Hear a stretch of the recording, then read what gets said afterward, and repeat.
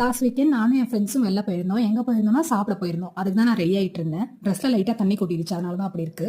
11 மணின்னு சொன்னா தான் அட்லீஸ்ட் 12 மணிக்காச்சும் ரெடி ஆகி அந்த ஹோட்டல் போவோம்னு சொல்லி நாங்க 11 மணிக்கு பிளான் பண்ணோம். ஆனா யாரும் பிளான் பண்ண மாதிரி போகவே இல்ல. ரொம்ப டிலே ஆகி தான் போனோம்.